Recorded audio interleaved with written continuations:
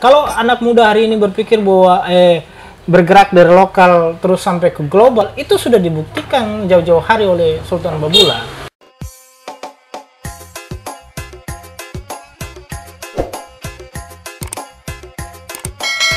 Assalamualaikum warahmatullahi wabarakatuh. Kembali lagi di Bisa Kes, Bincang Inspirasi Podcast.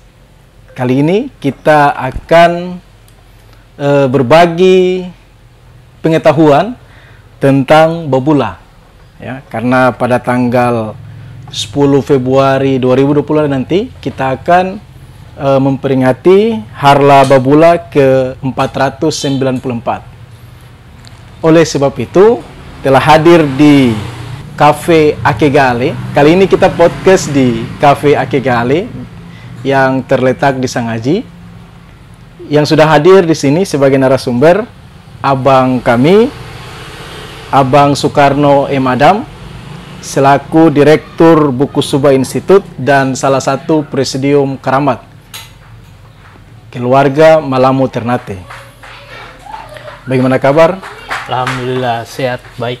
Alhamdulillah. Ini nanti Bang Kano yang akan menjelaskan atau memberikan pengetahuan kepada kita semua tentang heroiknya Sultan Babula.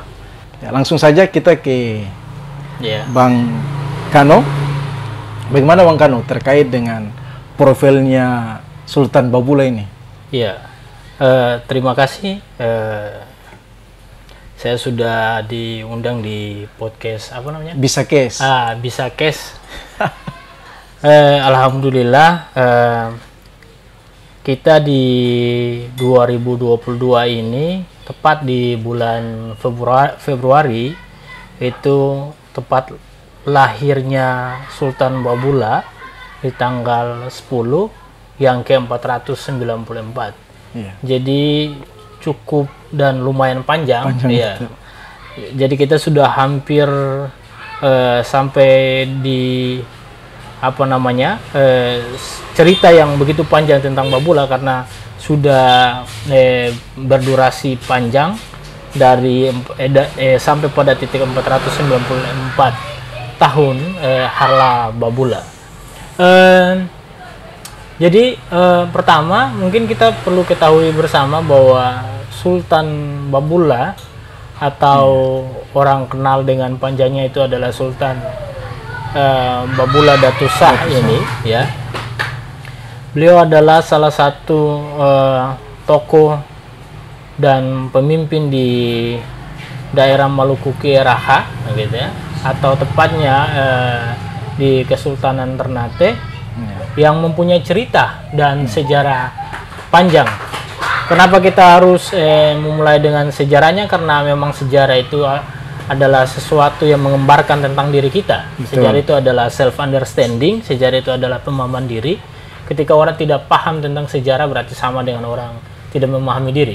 Maka kita perlu, anak muda di negeri ini, memahami sejarah dari Sultan Babula itu sendiri. Luar biasa ini. Babula ini, ya, lahir tepat di tanggal 10 Februari di tahun 1528, ya. Jadi dia masuk pada fase abad 16 ya, fase abad 16 beliau hadir gitu. Beliau adalah seorang anak dari salah satu sultan di Ternate juga, yaitu Sultan Hairun, ya. Dan ibunya adalah Boki Tanjung. Jadi Boki Tanjung ini adalah anak dari Sultan Bacan. Jadi Sultan Bacan, Sultan Alauddin I. Sultan Alauddin I. Ya, benar sekali. Jadi Sultan Alauddin I, anaknya itu adalah Boki Tanjung, menikah dengan Sultan Hairun, dan anaknya itu adalah salah satunya Sultan Babula. Ya, salah satunya Sultan Babula. Jadi Sultan Babula ini ada 4 bersaudara. Dan beliau adalah anak yang paling tertua dari 4 bersaudara itu.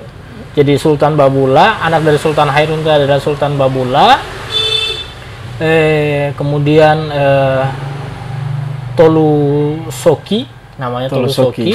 kemudian ada satu lagi namanya Sadik, dan ada lagi satu namanya itu saya agak lupa yang satunya. Jadi pada intinya mereka 4 bersaudara. Iya. Jadi berjalannya waktu, Sultan Babulla itu sejak usia muda sudah dididik dengan spiritualitas ya oleh para imam di lingkungan keraton, lingkungan keraton atau kesultanan. Jadi beliau sejak muda dididik para juguru, para khalifah, para imam di kesultanan sendiri. Berjalannya waktu, di masa muda beliau juga beliau dilatih perang gitu ya, karena beliau pernah mengikuti ayahnya menjelajahi daerah di sekitaran Maluku waktu itu. Jadi beliau punya experience, punya pengalaman yang cukup luar biasa ya tentang perang, dan punya modal spiritualitas yang kuat yang diajarkan oleh ayahnya melalui para juguru dan para imam. Itu masa kecil beliau. Jadi Sultan Babulla itu menikah 2 kali. Beliau itu menikah 2 kali. Yang pertama itu adalah istri yang pertama itu adalah turunan dari bukan turunan tapi berasal dari Sulawesi Selatan. Istrinya pertama dari Sulawesi Selatan. Yang kami telusuri ya, kebetulan waktu itu saya salah satu penyusun naskah, naskah akademik untuk pahlawan nasional. Jadi kami mencoba mentelusuri, ternyata Babulla itu menikah 2 kali. Yang istri pertamanya itu adalah dari Sulawesi Selatan, namanya Bega, dan yang kedua itu adalah adik dari Sultan Tidore Iskandar Sani. Adiknya Sultan Tidore Iskandar Sani. Sultan Iskandar Sani. Jadi Sultan Iskandar Sani adiknya itu menikah dengan Sultan Babulla. Barulah lahir turunan ada 5 bersaudara. Jadi anak Sultan Babulla itu ada 5. Putra 2 dan putri 3. Putra 2, putri 3. Putra 2 itu Mandarsa, Sultan Mandarsa. Yang nanti bakal jadi sultan juga ya. Mandarsa dan Said Barakati atau yang biasa disebut sebagai Said Barakati. Ya. Kemudian yang anak yang perempuan itu ada namanya Ainal Jarin, Ramdan Gogalo, dan satunya lagi itu adalah putri bungsu. Putri bungsu itu yang menikah dengan Sang Haji Moti nantinya. Bukan nantinya, waktu itu. Ya. Kira-kira cerita singkat dari biografi beliau demikian gitu. Jadi beliau mempunyai turunan, dan ketika pasca beliau digantikan dulu dengan Said Barakati. Iya, kemudian sambung ke Mandarsa kira-kira. Jadi dari penjelasan Bang Kano tadi, kita kemudian bisa petiknya bahwa Sultan Babulla ini memang sejak muda dia tidak tidur-tiduran. Ya. Tidak main game. Main game. Iya. Kemudian tidak main PUBG maksudnya. dia tara enak-enakan walaupun di lingkungan kesultanan Dia kemudian melatih nilai-nilai ketauhidannya dia tentang keislamannya dia. Kemudian dia ikut berperang, ekspansi kemana-mana, melihat bagaimana cara berperang dengan baik ya ini kemudian menjadi cikal bakal dia menjadi pemimpin terbesar di Indonesia, bahkan di dunia. Benar. Karena dia mampu mengalahkan imperium besar pada saat itu Jadi Sultan Babulla itu masa perjuangannya begitu dahsyat. Bahkan beliau itu kan dijuluki oleh para sejarawan, misalnya kalau nggak salah itu Till atau Valentins ya, itu menjuluki beliau itu adalah penguasa 72 negeri. Tetapi Francis Drake Drake itu menyatakan bahwa dia itu bukan penguasa 70 negeri, tetapi dia adalah penguasa ratusan pulau atau negeri bukan 70 negeri atau pulau, tetapi ratusan negeri atau pulau itu. Jadi luar biasa sekali. Bagaimana bisa mengatakan demikian? Karena memang beliau sebelum menjadi menjadi sultan ya, menjadi sultan menggantikan ayahnya Sultan Hairun, beliau masa mudanya itu pernah melatih perang dan bahkan mengarungi samudra dan disebut sebagai Kapita Samudra waktu itu. Jadi pernah dijuluki beliau adalah Kapita Samudra juga. Bahkan sejarawan di Indonesia siapa lupa saya, tetapi kalau orang menyebutkan bahwa Sudirman itu adalah gerilya darat, maka Sultan Babula itu adalah tokoh gerilya laut. Kira-kira begitu. Jadi luar biasa ya. Jadi julukan itu juga yang sebenarnya dalam konteks hari ini kita harus mencoba semacam menyematkan kepada spirit itu, menyematkan ke kita supaya nilai-nilai itu bisa kita manifestasikan dalam konteks yang saat ini gitu. Iya, kehidupan nyata dan yang saat ini nilai-nilai apa yang bisa kita ambil ini ya. Benar sekali. Nah, jadi berbicara terkait dengan nilai perjuangan ini, Bang Kano, kira-kira nilai-nilai perjuangan apa saja yang waktu itu mampu menyatukan pasukan Kiraha ini, pasukan Maluku Utara secara keseluruhan pada saat itu untuk berperang dengan Portugis setelah Sultan Hairun terbunuh. Iya. Jadi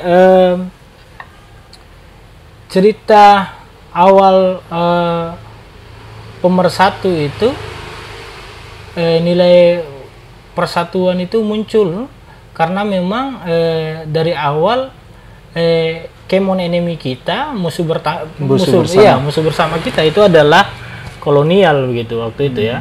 Jadi spirit melawan penjajah, spirit melawan kolonial gitu, spirit melawan imperialisme itu sebenarnya menjadi spirit bersama begitu. Nah, akhirnya orang sama-sama berjuang, sama-sama untuk mengatakan bahwa tidak ada namanya kolonialisme atau imperialisme yang ada di bumi Maluku Kiraha.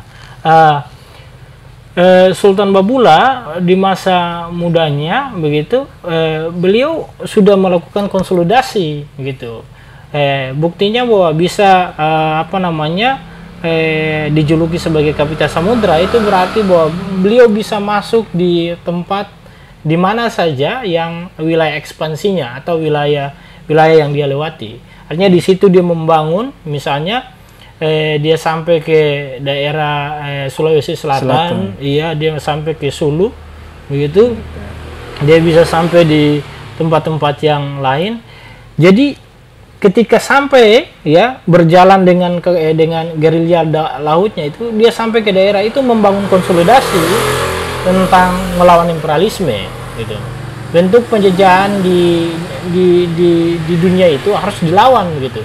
Makanya dengan spirit konsolidasi itulah yang kemudian dia bisa mempersatukan berbagai tempat ya, berbagai aktor gitu di tempat-tempat yang lain itu untuk bersatu melawan imperialisme atau kolonialisme pada saat itu. Iya, gitu. Wah, berarti Babula ini juga ngeri sekali ya. Sangat luar biasa pada saat itu. Dia begitu ditakutkan dan sebagai Kapita Samudra, gerilya laut. Iya. Kemudian dia bisa menyatukan berbagai pulau-pulau tadi untuk melawan ini. Kalau strategi yang dia pakai untuk mengepung itu Gamlamo. Iya. Itu seperti apa itu? Jadi pasca terbunuhnya Sultan Hairun di zaman Diogo Lopes Mosqueta, waktu itu Gubernur Portugis di benteng sekarang yang disebut sebagai Benteng Castella, yang dulunya itu adalah Nostra Senhora del Rosario, yang kemudian diganti nama menjadi Benteng Gamlamo itu. Beliau memakai strategi yang sebenarnya menjadi seni kita sekarang ini. Yang saya tahu ya, itu namanya soya-soya. Jadi soya-soya itu adalah strategi perang Sultan Babula mengepung Castella waktu itu, mengepung Nostra. Jadi soya-soya yang dijadikan tarian itu adalah strategi perang. Nah, jadi beliau mengepung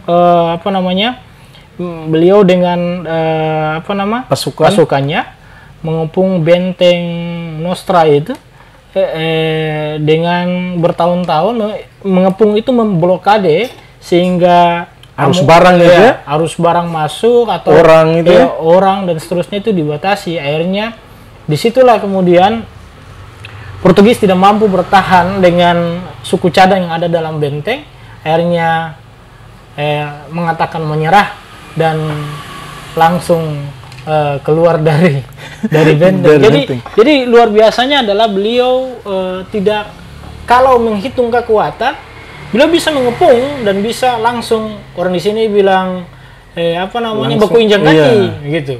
Tapi beliau tidak melakukan itu. Beliau hanya dengan cara mengepung benteng yang kemudian memblokade arus barang atau arus bantuan dari luar. Dan akhirnya strategi itulah yang kemudian Portugis menyerah di waktu itu kira-kira. Tapi menarik tadi strateginya menggunakan strategi soya-soya. Yang saya tahu soya-soya itu adalah strategi perang ya. Strategi perang. Yang kemudian dielaborasikan menjadi tarian daerah. Tarian, iya. Kira-kira begitu. Yang saya dapat dari telusuri. Iya. Beberapa ini kan referensinya. Iya, kira-kira. Iya. Kemudian yang paling penting juga dalam konteks hari ini gitu, kita bisa mengambil strategi yang lain itu. Sultan Babula itu melawan Portugis yang sebenarnya kalau dilihat mempunyai teknologi perang yang canggih. Iya. Gitu kan? Kalau kita membandingkan ya, dia mempunyai teknologi perang yang canggih, tetapi buktinya dia bisa mampu melawan itu, mampu mengusir, mampu mengeluarkan Portugis dari daerah. Karena apa? Karena beliau sangat, kalau saya menafsirkan bahwa beliau sangat mahir juga melakukan diplomasi.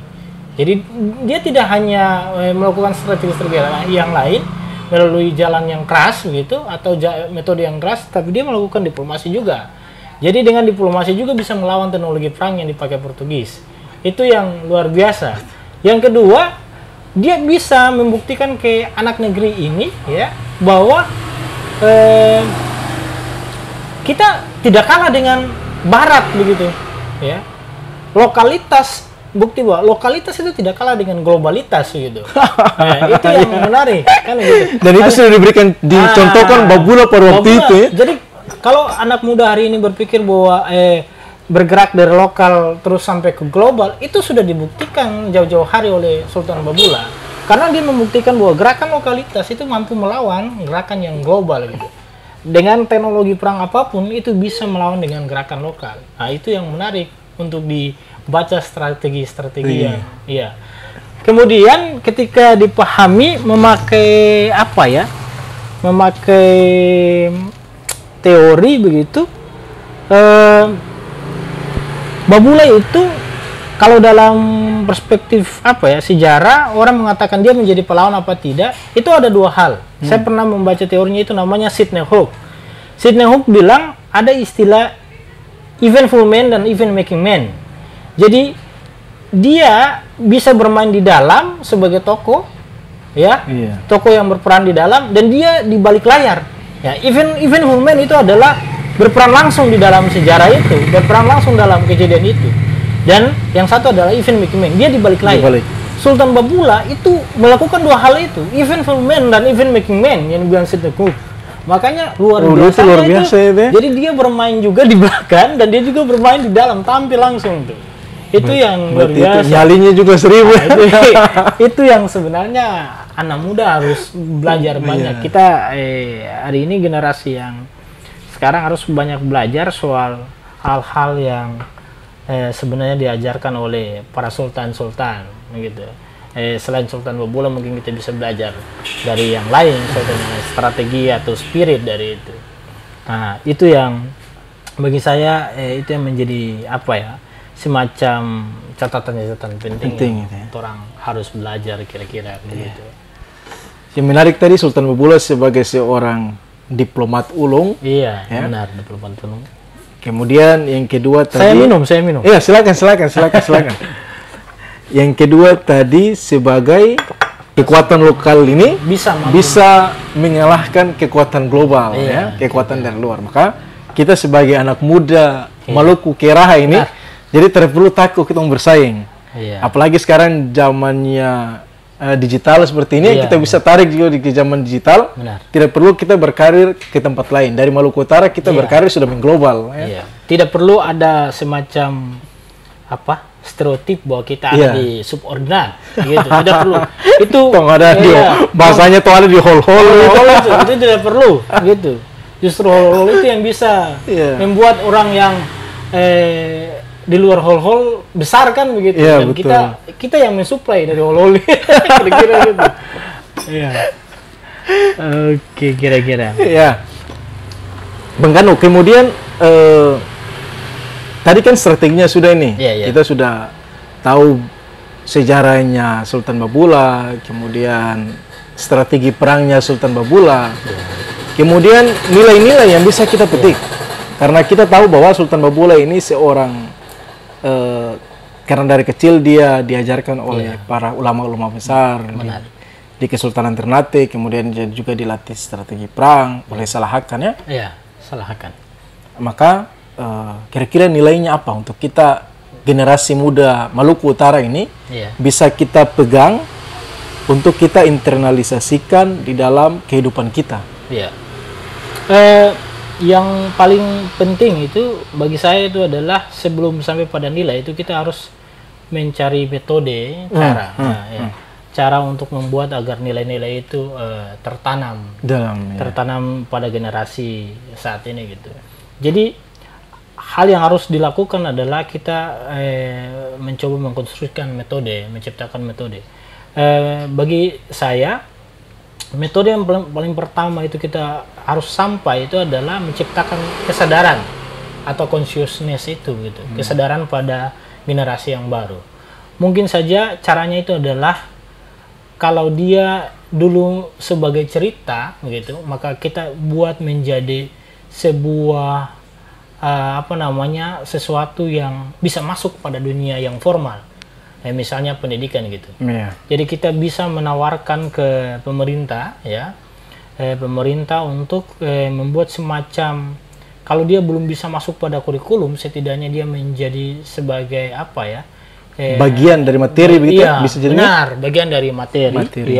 Bagian dari materi untuk masuk dalam proses. Misalnya dalam tataran seni bisa orang menciptakan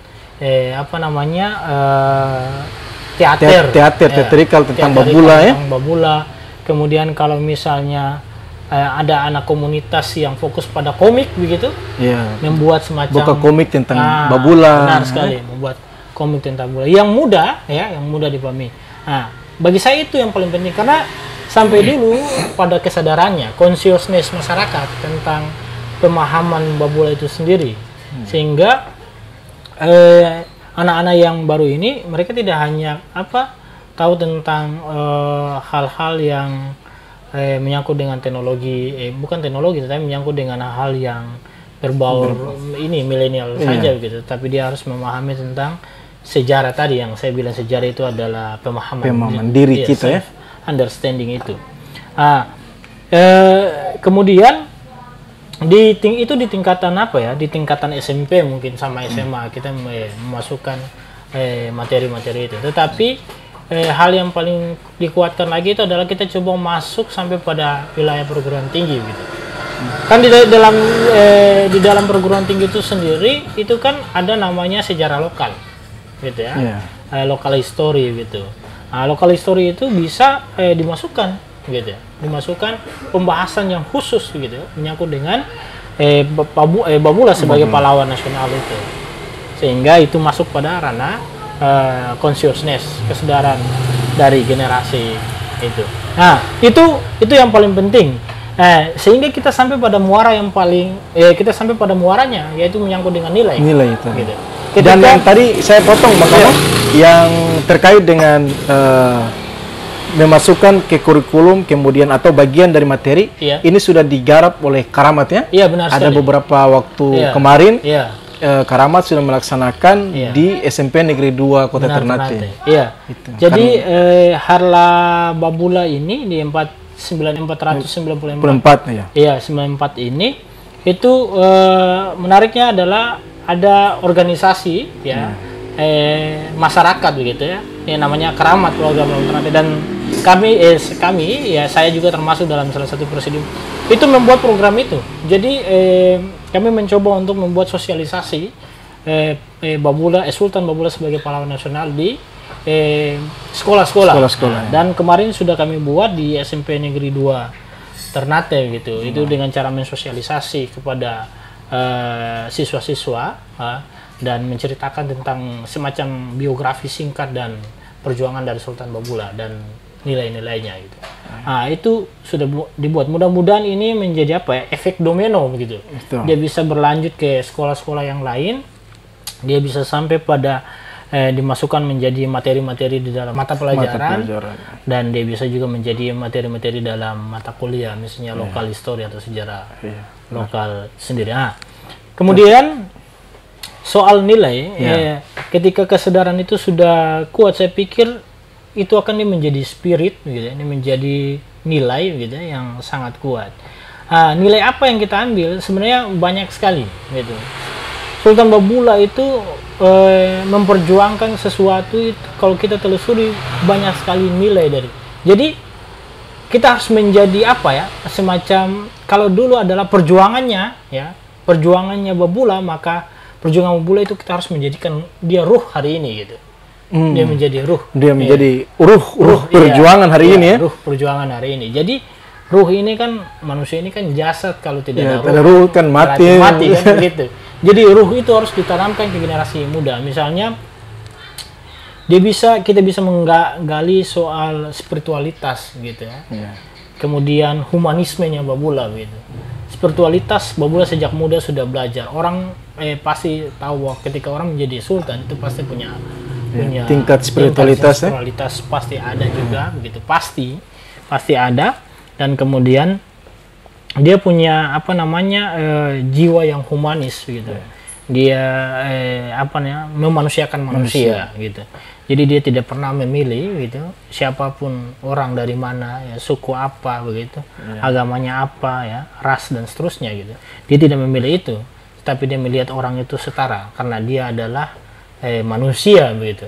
Nah, humanisme itu yang kita harus tanamkan gitu. Spirit humanisme itu yang kita tanamkan, spirit spiritual dan religius itu yang kita harus tanamkan ke kita begitu. Dan kemudian spirit yang lain gitu ya, nilai yang lain itu adalah kita tidak bisa merasa orang yang subordinat, kita tidak bisa merasa orang yang nomor 2 di dalam pembagian kelas gitu. Kita harus merasa bahwa kita bisa begitu. Orang Timur bisa gitu. Makanya Babula juga disebut, kalau kita bahasakan, dia kesatria dari Timur, gitu ya, Knight of the S. Iya gitu, kira-kira gitu. Kesatria dari Timur ini. Makanya kita harus jadi kesatria dari Timur juga. Kira-kira begitu. Kalau Timur dalam pemahaman saya konteksnya ini dunia. Oh iya benar. Ini dunia. Iya, Timur. Baratnya di sana, timurnya di sini, yaitu Babula itu. Benar. Ya. Bukan Indonesia Timur. Bukan Indonesia Timur, tapi ini timurnya belahan dunia ini. Skop globalnya. Gitu. Jadi kita harus menjadi pemimpin Timur kira-kira gitu. Kesatria dari Timur itu kesatria dari secara global gitu dari Timur kira-kira gitu. Selain itu dia juga ada, tadi sudah disinggung terkait seorang diplomat ulung juga gitu. Jadi tidak semua hal itu kan harus dengan cara kekerasan, peperangan anarkis dan seterusnya. Nah, sejenisnya itu tidak, tetapi kita bisa mulai dengan hal yang sangat bijak dan komunikatif kira-kira begitu. Bisa melalui diplomasi dan seterusnya. Kecuali dia mengalami deadlock gitu ya, jalan buntu, maka ada metode-metode yang lain yang bisa kita pakai. Dan ini sudah dipraktekkan oleh Babula ya, dan berhasil.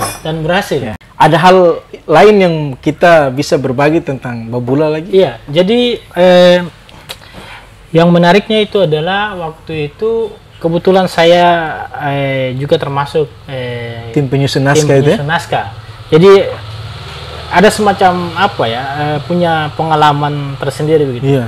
Jadi Sultan Babula ini adalah sultan yang berada di abad yang jauh, Betul. ya jauh ketika dibandingkan dengan posisi kita di tahun-tahun yang sekarang ini kan begitu. Kebanyakan pahlawan nasional itu disebut pahlawan nasional itu di zaman kolonial Belanda. Zaman Belanda. Iya, zaman Belanda. Tetapi sebelumnya itu tidak gitu. Banyak yang bukan tidak diakomodir, tapi mungkin banyak kesulitan mencari naskah. Kita punya pengalaman yang luar biasa itu adalah mencari naskah Sultan Babula itu sendiri. Jadi kan mau menelusuri itu mungkin dalam metode sejarah itu harus ada semacam naskah sejaman gitu, dokumen sejaman. Itu. Jadi ketika kita harus menelusuri Sultan Babula yang hadir di tahun 1500-an itu, 528 atau masuk ke abad 16, maka naskah yang kita harus cari itu adalah naskah sejaman. Naskah di abad 16, dan itu cukup luar biasa susah gitu. Dan kebetulan kita bertim dan alhamdulillah kita dipandu oleh Prof. Susanto Juhdi gitu ya. Beliau adalah sejarawan UI gitu. Dan kemudian ada beberapa dosen juga dari UI. Nah, kita dipandu dan akhirnya kolaborasi yang luar biasa, dan akhirnya kita bisa menemukan data itu. Misalnya data sejaman itu kita menemukan 2 jilid buku yang tebal itu, namanya Documenta Moluccensia atau dokumen Maluku. Nah, buku itu menjadi rujukan ya, salah satu rujukan penting karena dia adalah naskah sejaman di waktu zaman Babula. Dan kemudian ada beberapa catatan atau buku yang ditulis oleh Francis Drake. Iya, Francis Drake gitu. Ya, karena Francis Drake itu pernah bertemu langsung dengan Sultan Babula. Beliau itu kan diutus oleh Ratu Inggris kalau nggak salah waktu itu untuk bertemu dengan Sultan Babula. Dan bertemu itu kurang lebih cuma 5 hari, dan beliau balik lagi ke Inggris untuk melaporkan siapa Babula sebenarnya. Sebenarnya siapa Babula itu luar biasa. Sesosok yang luar biasa sampai orang dari luar pun harus mencek siapa Babula itu. Abad 16 ya. Iya, masuk abad 16. Jadi itu cerita yang punya pengalaman yang seru bagi saya untuk bisa melacak sosok yang luar biasa gitu, Sultan Babula itu sendiri. Jadi kita mencari tahu dokumen-dokumen dan akhirnya bisa, dan luar biasanya adalah dokumen itu kan pastinya tidak berbahasa Indonesia ya. Dan kita butuh tenaga-tenaga itu, dan alhamdulillah kita punya tenaga-tenaga itu dan bisa menerjemahkan itu, dan akhirnya kita bisa merangkai narasi itu dan menjadi sebuah naskah akademik. Mungkin itu cerita yang punya, artinya saya secara pribadi merasa punya pengalaman seru di situ. Ini salah satu tokoh muda nih. Bisa kita sebutkan juga dengan Babula masa kini ya. Babula Junior ini. Insyaallah. Baik, Abang Kano, terima kasih banyak sudah mau berbagi dengan kita. Sama-sama. Ya. Di Bisa Case terkait dengan kepahlawanan Sultan Babula. Ya. Sebelum kita akhiri, ada satu, jangan sampai ini terlupakan. Tadi yang menarik cuma saya agak lupa itu Babula. Standarnya. Babula itu kalau misalnya dari dulu dia sudah diangkat pelawan makanya akan menjadi syarat yang sangat susah begitu untuk pelawan-pelawan yang lain, karena standarnya itu terlalu tinggi. Makanya kalau Babula itu, kalau orang tanya, kenapa Babula baru sekarang, padahal dia itu di zaman sebelum kolonial Belanda begitu.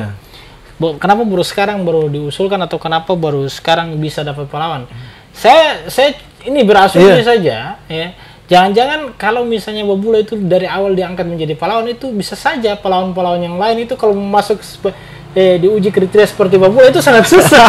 Kira-kira begitu. Kemudian ini satu-satunya Iya. Mungkin kalau kita bisa cross-check lagi ke Iya. belakang, satu-satunya pahlawan yang ditetapkan pada zaman Portugis, Iya. bukan Belanda ya? Iya, iya. Ya mungkin hanya Babula. Iya. Ya? Iya. Satu-satunya. Yang saya tahu juga begitu. Luar biasa. Kalau yang lain ini kan semua zamannya Belanda. Iya, ya? iya, rata-rata Rata-rata, baru-baru. iya, Iya, di zaman zamannya kolonial Belanda. Iya, kolonialismenya Belanda. Iya, iya, benar, Versi. benar. Makanya Oke. kalau Babula ini Iya, sebelum sebelum masuk VOC gitu. memang luar Apa biasa. ya, di masa semacam apa ya, penjajahan, tapi penjajahan rempah-rempah Rempah, gitu, iya. kapitalisme merkantilis kira-kira begitu. Dia membalut penjajahan dengan perdagangan. Iya, iya, iya. Membalut penjajahan dengan perdagangan. Iya. Padahal ini memang membunuh sebenarnya. Baik, kita akhiri diskusi kita atau berbagi kita tentang Babula pada kesempatan kali ini. Kami ucapkan terima kasih kepada Bang Kano. Mudah-mudahan Bang Kano dengan buku Subah Institutnya selalu mencerdaskan Amin. generasi, selalu berbagi, selalu mendapatkan hal-hal yang baik lah dengan lembaga yang sudah dirintis oleh Bang Kano dan kawan-kawan. Kami akhiri diskusi kita pada malam hari ini. Jangan lupa like, subscribe, share video tentang Babula. Mudah-mudahan apa yang sudah ditorehkan oleh Babula dan nilai-nilai yang ditanamkan oleh Babula kita bisa internalisasikan dalam diri kita dan kita bisa aktualisasikan di dalam kehidupan kita sehari-hari. Kita akhiri, billahi taufiq wal hidayah. Assalamualaikum warahmatullahi wabarakatuh. Waalaikumsalam. Subajo. Yo,